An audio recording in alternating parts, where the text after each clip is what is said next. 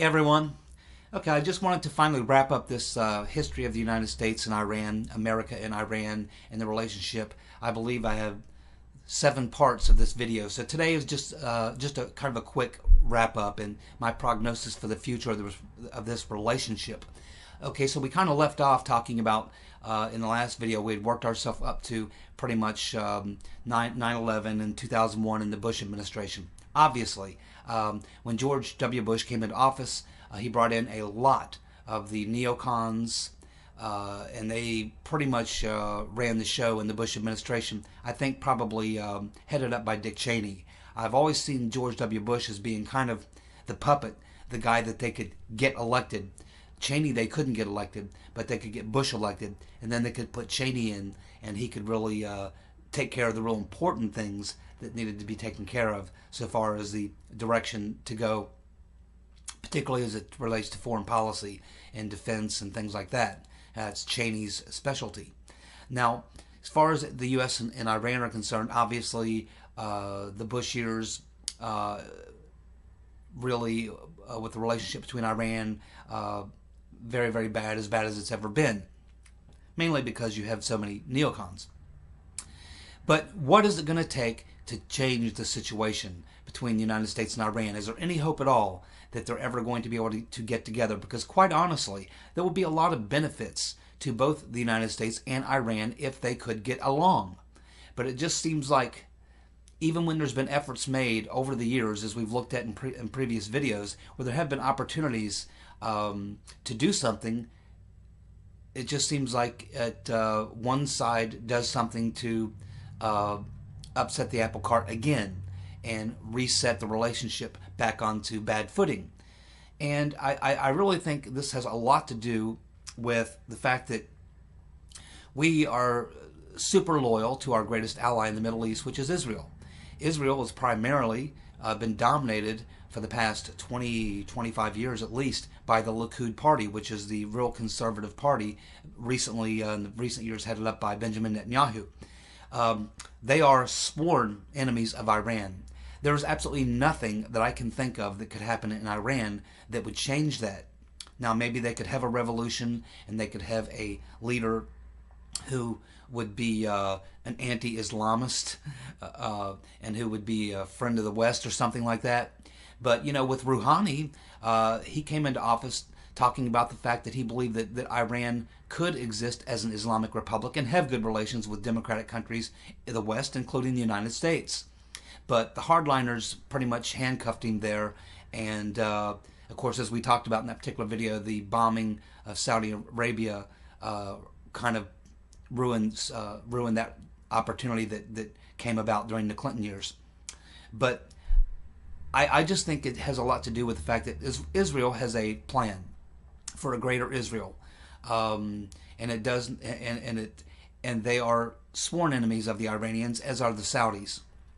And I just, unless there's major leadership change in philosophy in both Israel and Iran, our situation is never going to improve, because a lot of the track that we take against Iran is going to be based on how the Israelis feel about it.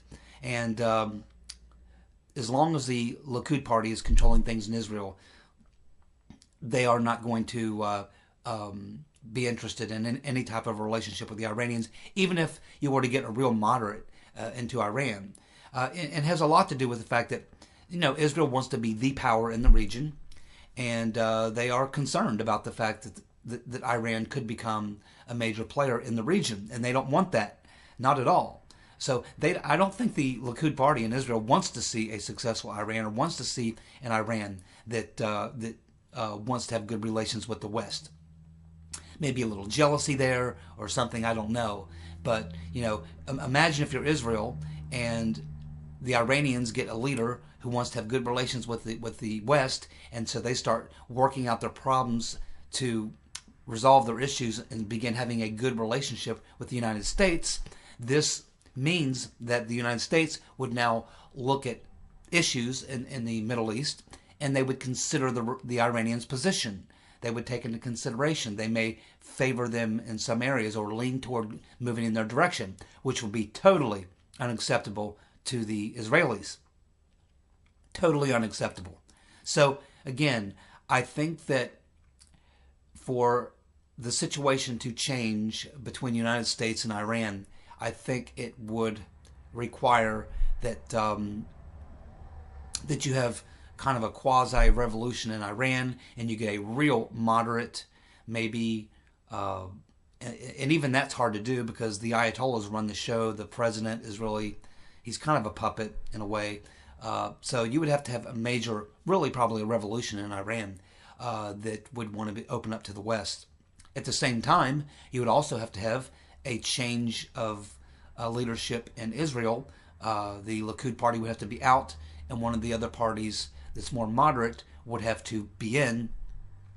And then you would actually have to have a resolution of issues between Iran and Israel before the United States would be able to repair their relationship with Iran. So I think that it has to be first, the relationship between Iran and Israel has to improve before anything's going to happen. I think that has to happen first, and I don't see that in the future. I don't see it in the near future. Maybe 20, 30, 40 years from now, things change.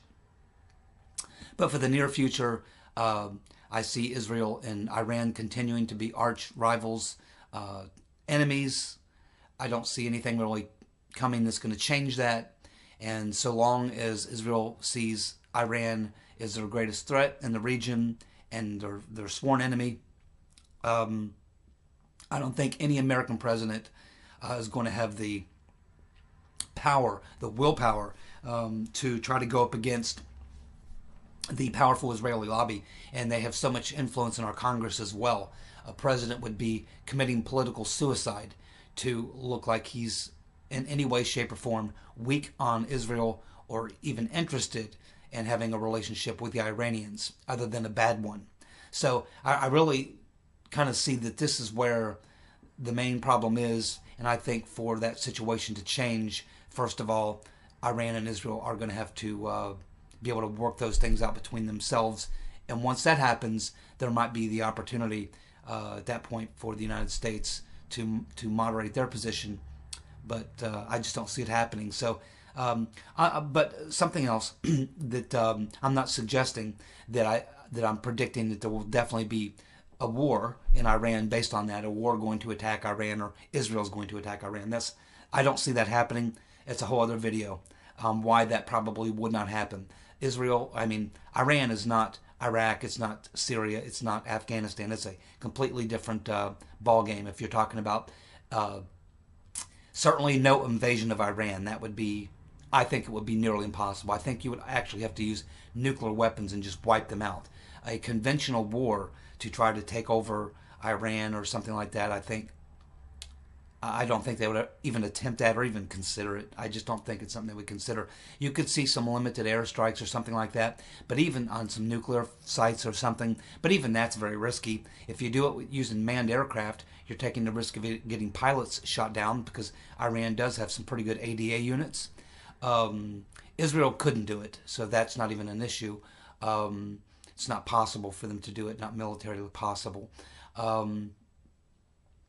They would have to go with cruise missiles fired from ships or something like that. And even then, the backlash, the way that the Iranians could retaliate through unconventional warfare, all the tools they have at their disposal, I think just about any intelligence person, any military intelligence, the military itself, I think that the last case scenario would be any type of a military strike or military movement against Iran. That's why it hasn't happened.